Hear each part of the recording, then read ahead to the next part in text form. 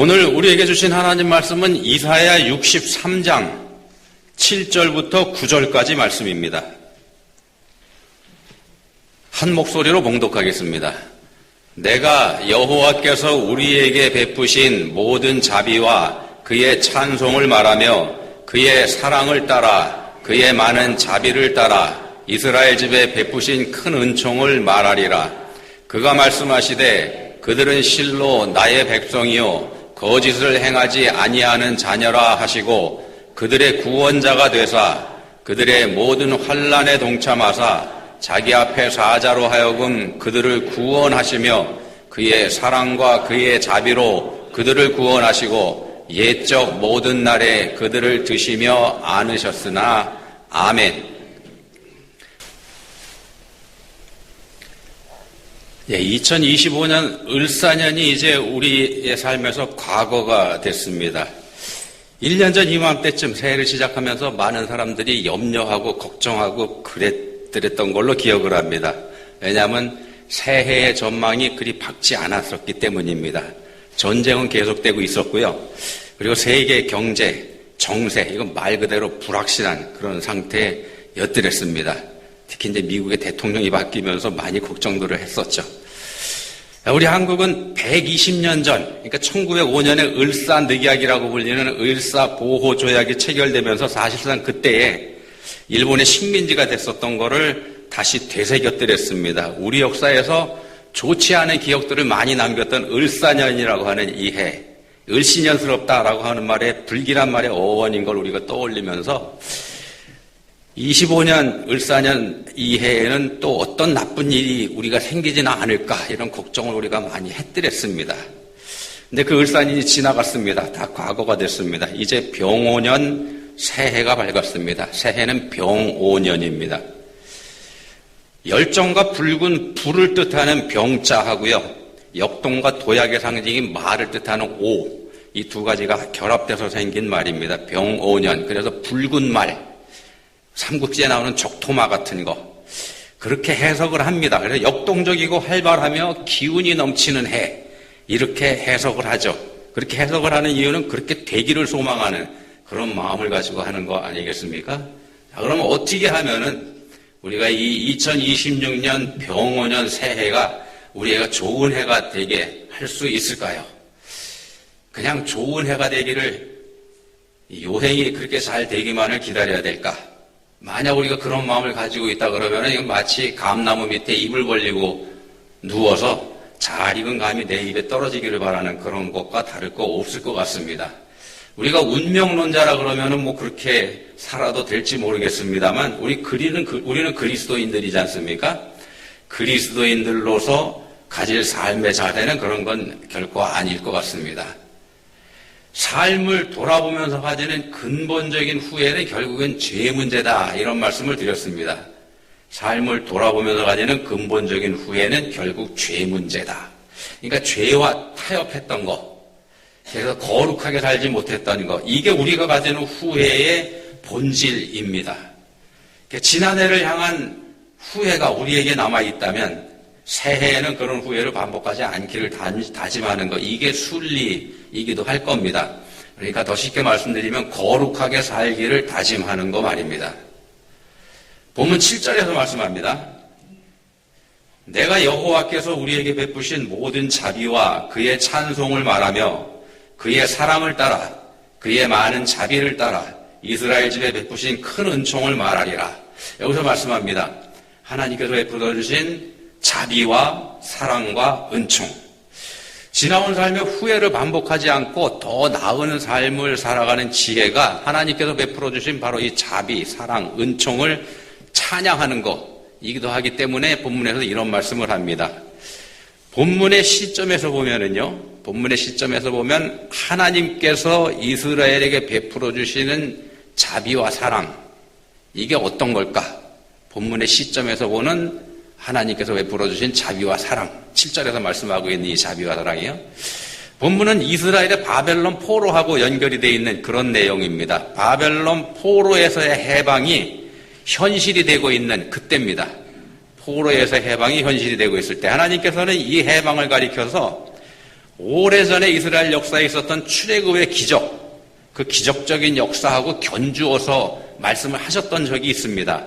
이제는 너희가 출애굽을 말하지 않고 바벨론에서의 이 해방을 더 많이 말하게 될 거다.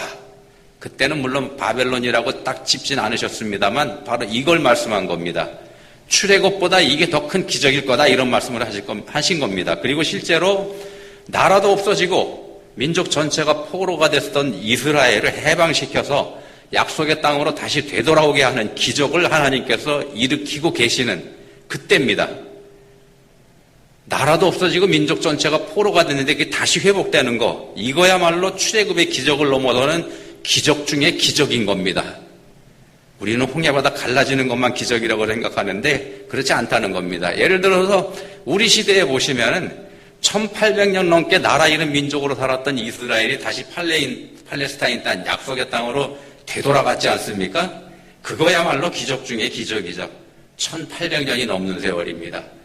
자, 본문 9절에서는 그 하나님을 그들의 환난에 동참하신 분, 이렇게 말씀합니다. 그들의 환난에 동참하신 하나님.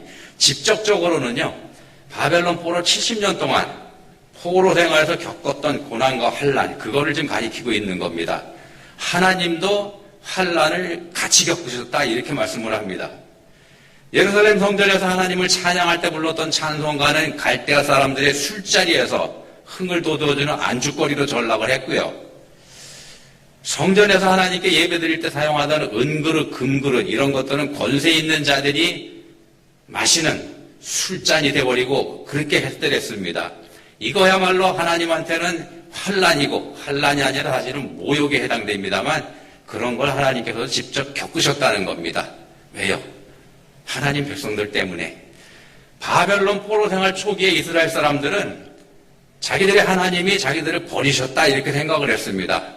하나님이 자기들을 버리셨기 때문에 우리가 이역만리 머나먼 곳에 붙잡혀 와 있다. 그렇지만 다니엘과 세 친구들에게 함께 하신 하나님을 봤고요. 그리고 에스더를 통해서 유다 민족을 말살의 위험에서 건져주신 것도 이 사람들이 직접 체험을 합니다. 그렇게 하면서 하나님이 자기들을 버리신 게 아니다는 걸 깨닫게 되죠. 여전히 그곳에서도, 멀리 떨어진 그곳에서도 하나님이 자기들과 함께하고 계신다는 거, 이걸 깨달아 알게 됩니다. 8절 말씀입니다. 그가 말씀하시되 그들은 실로 나의 백성이여 거짓을 행하지 아니하는 자녀라 하시고 그들의 구원자가 되사 그들의 모든 환난에 동참하사 자기 앞에 사자로 하여금 그들을 구원하시며, 하나님께서 이스라엘을 향해서 말씀하십니다. 그들은 실로 나의 백성이다. 진짜 내 백성이다. 이런 말씀을 하죠. 그뿐만이 아닙니다. 계속해서 이런 말씀도 하십니다. 거짓을 행하지 아니하는 자녀라. 거짓을 행하지 아니한다, 이런 말씀을 하십니다. 생각해 보십시오. 이스라엘이 정말로 거짓을 행하지 않는 그런 사람들일까요? 그렇게 말할 수 없다는 거 우리가 성경을 통해서 분명하게 보고 있지 않습니까? 이스라엘 사람들은 성경을 통해서 보면 한 번도요, 하나님 마음에 흡족했던 때가 없었습니다. 오히려 항상 하나님의 근심거리가 됐었다는 거, 그거 우리가 알 수 있습니다. 그게 이스라엘 사람들의 실상입니다. 하나님 백성이라고 하는.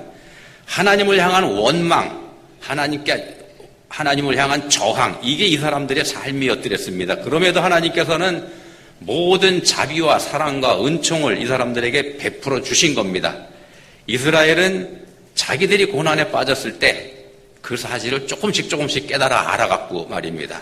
하나님께서 자기들에게 자비와 사랑과 은총을 계속해서 베풀어 주셨다는 거 말입니다. 고난이 그들을 깨우쳐주는 셈입니다. 고난이 깨우쳐줍니다. 그리고 그렇게 깨우쳤을 때 하나님 앞에 비로소 바로 서게 되고요. 비로소 바로 서게 됩니다. 그런데 그 바로 선다는 그것도 사실은 짧은 기간에 불과했다는 거 우리가 성경을 통해서 분명히 알게 됩니다. 자, 성경에 나타나는 이 이스라엘이 우리들의 모습입니다. 이 이스라엘이 바로 우리들입니다. 구약의 이스라엘이 끊임없이 하나님을 반역하는 거 우리가 봅니다.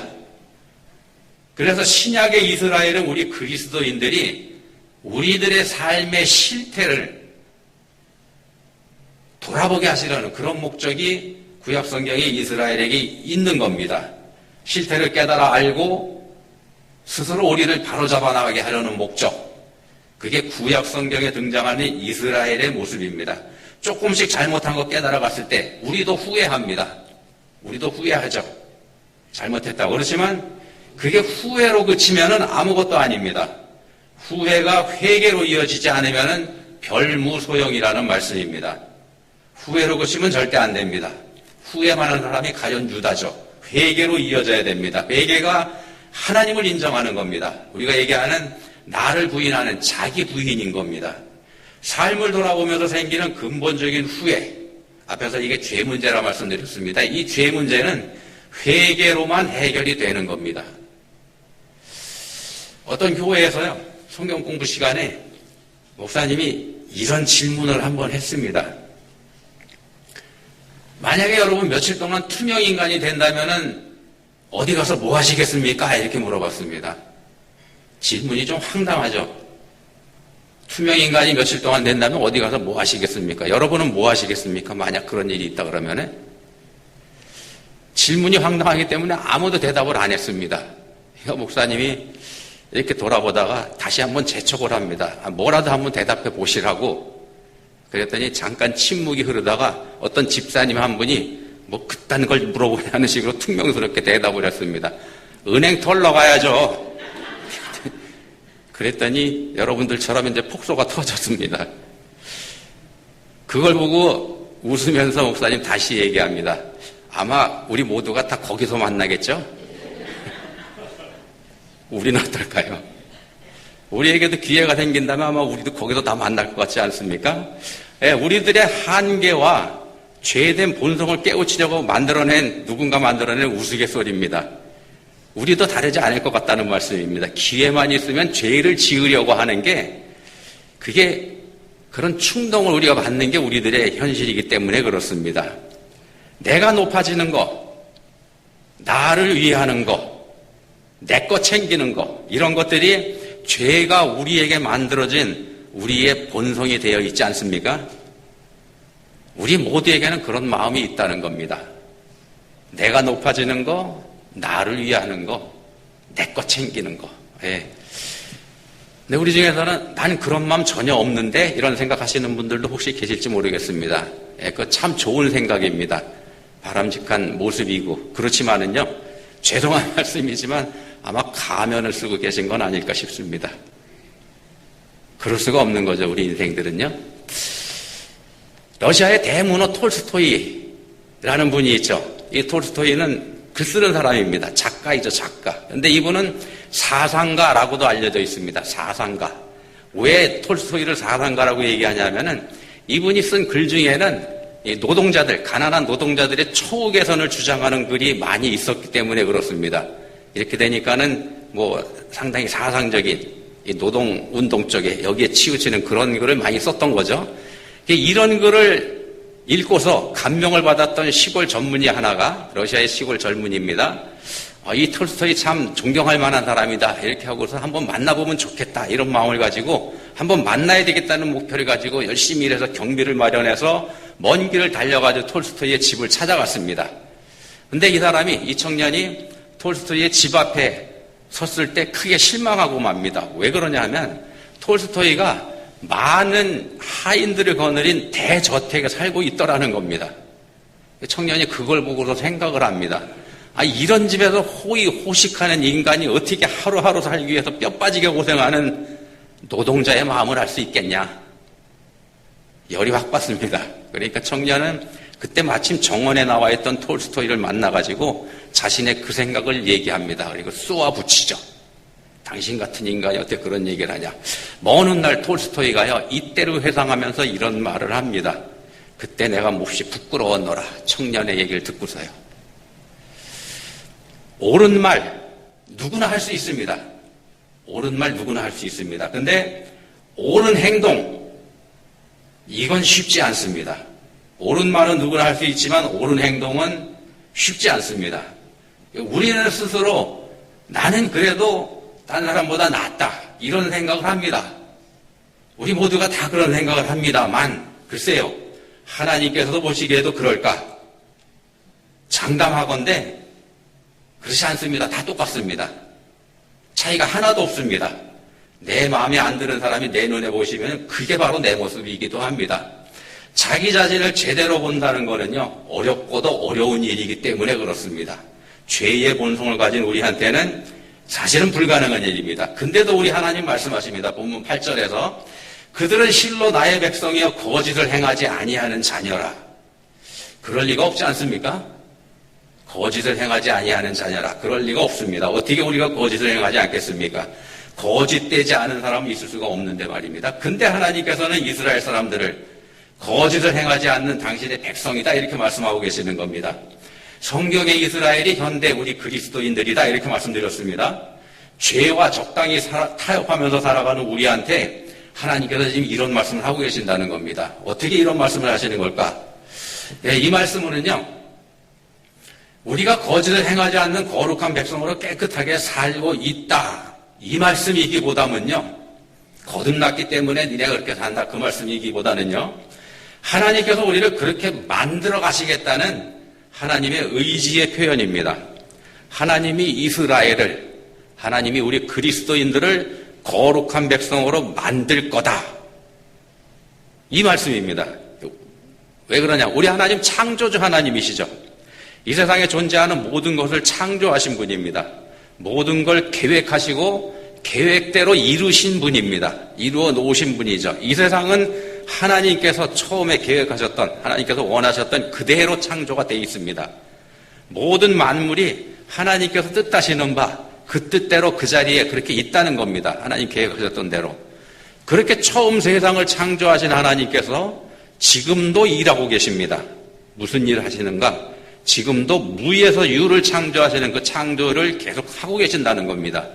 하나님의 창조 지금 이 시간에도 진행 중입니다. 근데 하나님의 창조는 말 그대로 창조입니다. 창조입니다. 창조. 하나님께서 하시는 일은 창조이지 수리하는 게 아닙니다. 보수하고 고치는 게 아닙니다. 죄된 옛 인생을 다시 고쳐서 더 나은 인생으로 바꾸시는 게 아닙니다. 어떻게 하시는가? 옛 것은 죽이고 새로운 생명으로 다시 창조하시는 겁니다. 그래서 무에서 유를 창조하시는 겁니다. 옛사람은 십자가에 못 박아 죽여버리십니다. 그리고 거듭난 새 생명으로 다시 창조하시는 것. 이게 하나님께서 하시는 거고요. 그렇게 해서 다시 거듭난 생명으로 다시 난 사람들이 바로 우리 그리스도인들입니다. 하나님의 형상으로의 새로운 창조.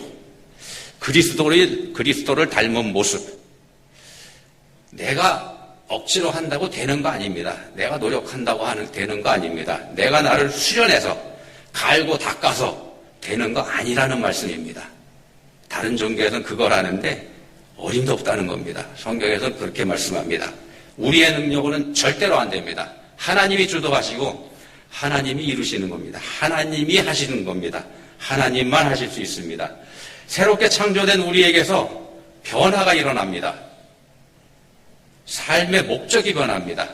우리의 삶의 목적이 변합니다. 지금까지의 삶은 나 자신은 나를 위한 삶이었더랬습니다. 내가 잘 되고 우리가 잘 되고 내가 행복한 삶, 우리 가족이 행복한 삶, 그게 나의 삶의 목적이요 목표이었더랬습니다. 내가 내 삶의 목적이었죠. 그게 죄가 만든 우리의 모습이었더랬습니다. 그렇지만 거듭난 그리스도인은 달라졌습니다. 다릅니다. 달라야 됩니다.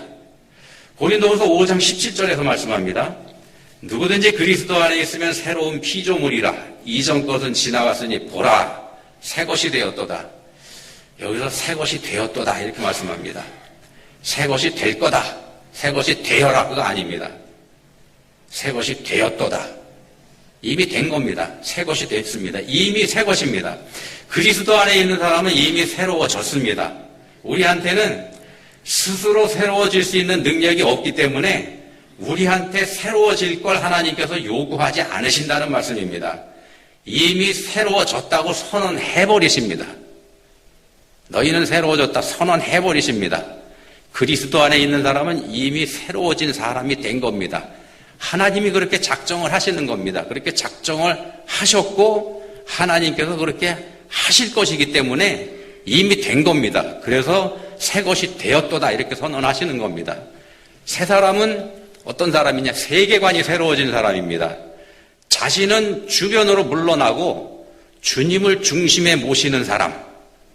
그 새로운 세계관입니다. 나는 물러서고 주님이 내 삶의 중심에 들어가는 것. 그 중심에 모신 그리스도를 사랑하는 삶을 사는 것. 이게 새로운 세계관을 가진 사람의 삶입니다. 그리스도께서 위하여 죽으신 내 옆에 있는 사람, 그 사람을 사랑하는 것. 그게 세계관이 새로워진 사람의 삶입니다. 나를 위해서 살던 나는 죽고 남을 위하여 죽으신 그리스도의 백성으로 다시 태어났기 때문에 나도 남을 위해서 살아야 되는 겁니다. 살 수 있는 겁니다. 새 사람이 됐으니까. 하나님이 나를 변화시키셨습니다. 나를 바꿔놓으셨습니다. 나의 옛사람을 죽이고 온전하고 완전한 하나님의 백성으로 다시 태어나게 하셨습니다. 하나님이 하셨습니다.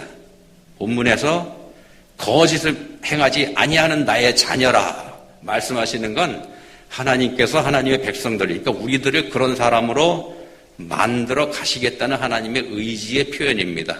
하나님께서 작정하셨기 때문에 이미 된 겁니다. 하나님의 열심이 거룩하신 하나님의 거룩한 백성으로 우리를 만들어 가시는 겁니다. 전능하신 하나님의 세우신 목적이기 때문에 되지 않을 이유가 없다는 겁니다.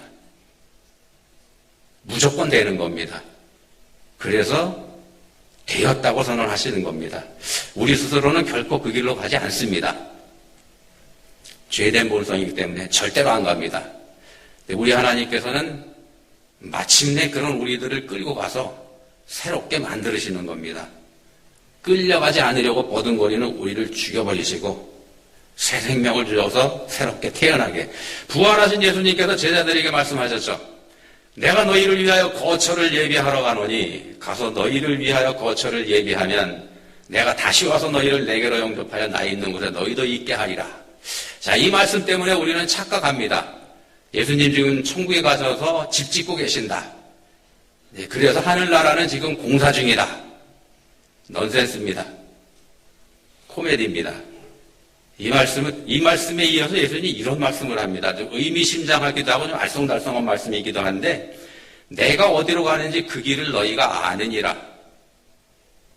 뭔 말인지 잘 이해가 잘 안 가는데 이런 말씀 하셨습니다. 내가 어디로 가는지 그 길을 너희가 아느니라. 내가 어디로 가는지 너희가 알겠냐?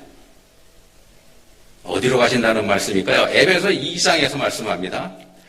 그리스도 예수께서 친히 모퉁이 돌이 되셨느니라. 그의 안에서 건물마다 서로 연결하여 주 안에서 성전이 되어가고 너희도 성령 안에서 하나님이 거하실 처소가 되기 위하여 그리스도 예수 안에서 함께 지어져 가느니라. 처소로 지어져 간다. 이 하나님께서 지금 이곳에서요, 우리를 당신의 처소로 짓고 계시는 겁니다. 우리를 위하여 거처를 예비한다. 이렇게 예수님 말씀하셨죠. 우리 안에 우리를 위해서 우리와 함께 계시는, 우리와 함께 하시는 성령의 처소를 짓는다는 말씀이기도 합니다. 하나님이 우리와 함께 하신다는 말씀을 지금 드리고 있습니다. 임마누엘의 하나님이 우리와 여러분과 함께 하십니다. 그 하나님을 믿고 그 인도하시는 손길에 맡겨드릴 때, 그러니까 그 말씀에 순종할 때 우리의 삶이 행복해집니다. 순종하지 않고 거부하면 어떻게 되는가? 세상을 향해서 가려고 발버둥 치고 버틴다. 그때 삶이 괴로워지는 겁니다. 우리 삶의 고난은 하나님의 손에서 벗어나려고 할 때 찾아오는 겁니다. 그럴 때 우리 삶이 힘들어집니다. 새롭게 우리에게 열어주신 2026년 새해에는 하나님과 겨루는 것 포기하시기 바랍니다. 하나님과 겨루어 이기겠다는 생각 버리시기 바랍니다. 하나님께서 만들어 가시는 나를, 여러분을 받아들이시기 바랍니다. 하나님께 항복하시기 바랍니다. 그래서 1년 후, 내년 이맘때쯤, 1년 후 이맘때쯤 우리가 살을 2026년 한 해를 돌아보면서 후회가 남지 않게 만들어 보시길 바랍니다. 성령님께 이끌릴 때 우리의 삶이 비로소 행복합니다. 믿으시기 바랍니다. 기도하시겠습니다. 하나님 아버지, 새로운 해를 저희에게 허락해 주셨습니다. 새해에는 저희들의 믿음도 새로워지기 원합니다. 저희 삶의 주인이신 우리 하나님을 전적으로 믿고 따르는 저희 모두가 되게 해주시기 원합니다. 함께 하시는 우리 주님께 맡겨드릴 때 저희가 비로소 행복할 수 있다는 거 바로 알고 바르게 따르며 바르고 믿게 행하게 해주시기 원합니다. 예수님 이름으로 기도합니다. 아멘.